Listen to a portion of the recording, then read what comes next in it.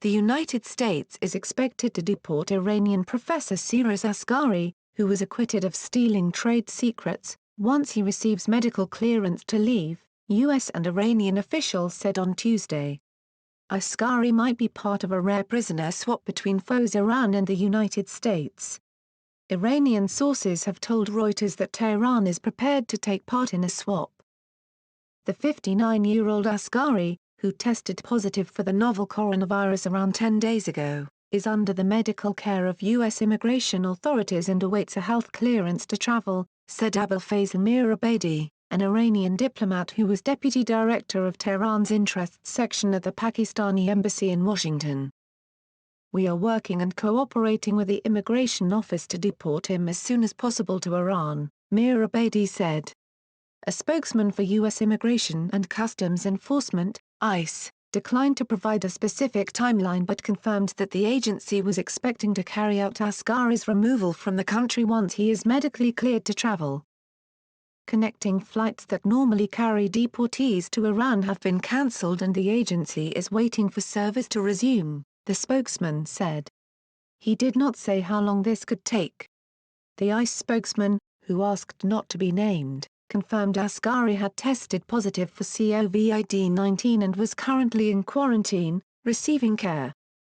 A federal judge in Ohio acquitted Asghari, a materials science professor, last November of stealing trade secrets in violation of U.S. sanctions on Iran. Iranian Foreign Minister Mohammad Javad Zarif in March urged the United States to release Asghari, who he said was one of several Iranian scientists taken hostage by the United States. Detained Americans. 3 Iranian officials said a prisoner swap between the two countries is in the works. Michael White, a U.S. Navy veteran who has been detained in Iran since 2018, is a likely candidate to be swapped. He was released from prison in mid-March on medical furlough but remains in Iran. If a swap goes ahead, that would be a rare instance of cooperation in an otherwise deeply frayed U.S.-Iran relationship. The two have grown more hostile towards each other since President Donald Trump took office. The U.S. State Department referred questions about Asghari's release to ICE but a spokesman said, "Bringing home wrongfully detained Americans is a top priority for President Trump. We work with the Swiss every day on the health, safety, and release of U.S. citizens wrongfully held in Iran. Because the United States and Iran lack diplomatic relations, Switzerland looks after U.S. interests with Tehran." Last December, Iran freed U.S. citizen Xiu Wang, who had been held for 3 years on spying charges, and the United States released Iranian Masoud Soleimani, who faced charges of violating U.S. sanctions on Iran.